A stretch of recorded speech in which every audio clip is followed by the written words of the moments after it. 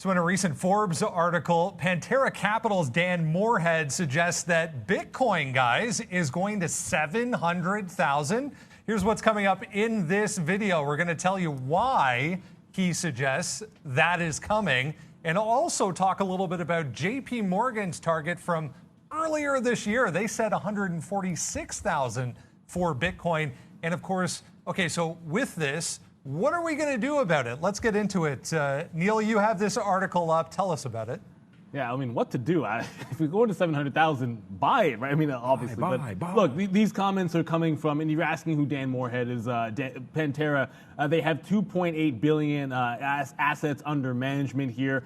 You can see within the article. They started their fund in about 2013. But at the end of the day, a lot of times you ask, how did you come to this calculation? Like, where does it come from for them? And what they're basically talking about is they referenced the utilization of Bitcoin relative to the actual price. And then took that extrapolation to then be able to say, okay, this is where we get our 700,000 from. And so, like, you always have to think about methodology. A lot of people are a little bit more technical when it comes to cryptocurrencies, but it's worth at least saying, if you were to go all the way back to that 14,000 peak here, and I'm just giving you like a bit of a daily look at Bitcoin, and then sort of peak to trough into like that 4,000 bottom.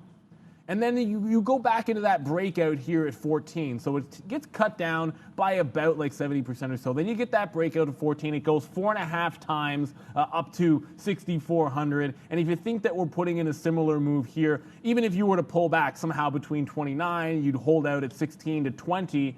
And then if you broke out from the top, another 4.5%. I mean, I can just do that little math for you there and say, hey, you can make an argument that as long as we hold that 1,600 on any kind of a pullback or 16,000 on any kind of a pullback, let's take it from a technical standpoint up to like 270,000. Now, anyone can use the methodology they want. The key thing that I think fundamentally why people believe this is going to the upside, and something we'll talk about with the JPM story, is that it's increasingly being part of people's allocations, right?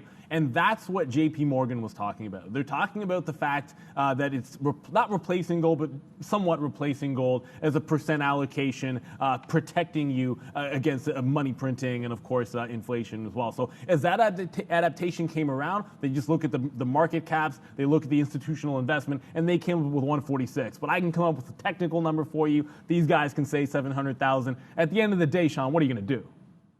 I mean, I think you're right. You got to do something like this and just go, Bitcoin's everywhere as you go crazy. And I mean, I'm going to take that same angle that you did, Neil, and talk a little bit about market cap. I mean, I have here coinmarketcap.com. Pretty good website. I use it all the time. This is the current global cryptos. This is not even Bitcoin. Like, this is globally crypto, right? So you could see right here, 1.67 trillion, right? And here's the market cap of Bitcoin alone. So half of that, a little bit less than half. So the point is that if this can grow, which 1.6 trillion, you might say, wow, that's already huge, right? Well, let me just go over to my next tab. Bang. This is the gold right now. That's 11.5 trillion right here, okay? So compare that to where BTC is right now at just 700. Like, this is the whole market cap of the whole space, 1.6 trillion. So almost 800 billion right now for Bitcoin. That can get going. As soon as you get institutions investing into Bitcoin, right? That's going to start to fly. We saw a lot of talk here. Some big boys. Chamath was in here. There's talk about corporate. We already know about Elon Musk and Bitcoin. What's going to happen when more companies, like a big boy, like someone that someone trusts, right? Like, the problem with Elon Musk really is just that he's a little bit of a wild card. I feel like genius, obviously rallying Bitcoin as well, rallying some of the other crypto names. But what happens when slow and steady companies like an Apple or like a Microsoft or even some of these major banks start holding Bitcoin, on their balance sheets as assets? And what's going to happen at that point? That's where you get sort of the explosion of Bitcoin. And to be honest with you, anyone that was doubting Bitcoin, I mean, you held so strongly at that 30,000 level. To me, where are the buyers, or where are the sellers, sorry? Where are the sellers when we came down here? This was a perfect opportunity for this to crack 30 and then go to 20. There's not even that much trading in here, right? Look at all the volume that's happening here. All of the back and forth in between 20 and 30, and then in between 30 and 40. In between 20 and 30, sorry, there's not that much. It was only here that's December 15th to January 2nd. So this 10,000 only took, guys, that only took a matter of weeks to double, from here, to double. From 10 to 20, it was 10 in October, man. Then it was 30 in January. So that's a matter of months. We tripled. So can we do that again? I don't see why not. I mean, you have to understand something too, Brendan, and I know you understand this, but everybody watching this, there's going to be a limited supply of Bitcoin. Right? I mean, I'm sure there's a little bit of a limited supply in gold. You gotta mine it. You gotta find it, first of all. But Bitcoin, there's an actual limited supply. So when that's over with, and then you start going to get payments from Amazon's going to accept payments. There's lots and lots of tailwinds here, I believe, for Bitcoin, and we're just seeing it, man. That hold at 30 is so impressive. Yeah, some interesting catalysts there, and I want to show you one more chart here, guys. I went all the way out to a monthly chart for Bitcoin just to show and emphasize the fact that Bitcoin is full of 50% retracements from a recent high. So pick a high and look at the retracement that follows. This thing is full of 50% retracements. So given these catalysts that we have now mentioned, what do we do here, guys? Not necessarily whether we buy or whether we don't buy, but where and when. I really think, honestly, I'll go first and we'll throw it back to Neil.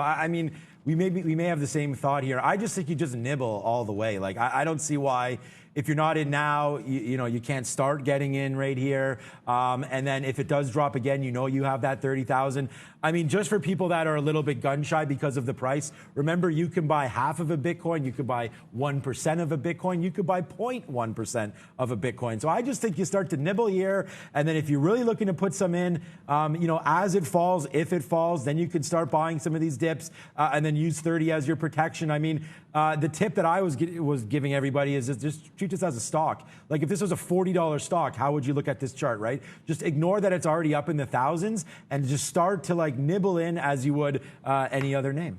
Yeah, that's what it's all about. But also, the other thing only thing worth even adding to that, because I think that was the perfect answer, is just decide what you want to have allocated towards it. If you were a holder of gold, if you believe in having some kind of an asset to protect you against the devaluing of any fiat currency, then you've got to ask yourself, what is that percentage that you're comfortable with, and then work your way into it. And you can't think you're going to always buy the bottom, but obviously, leaving yourself some room for those drops that Brendan mentioned, that's going to be something that you're going to want to do, I think. It makes a heck of a lot of sense, given the price history, that you have a little bit of dry powder, just so that when there is one of those flushes and you're maybe not fully allocated, you can actually catch some of those bottoms. So regardless of who the institution is that is talking about where Bitcoin is going to go, the more important point is institutions are talking about where Bitcoin could go and why. So that is the key that we have to focus on and make decisions on. And it's about understanding, as Neil was mentioning, how much you want to allocate as part of your investment portfolio into this asset, because it is getting to be a mainstream asset, guys. Here's Valeria. Hey guys, thank you for sharing this information on Bitcoin. Dear viewers, please subscribe to this channel to see more great videos.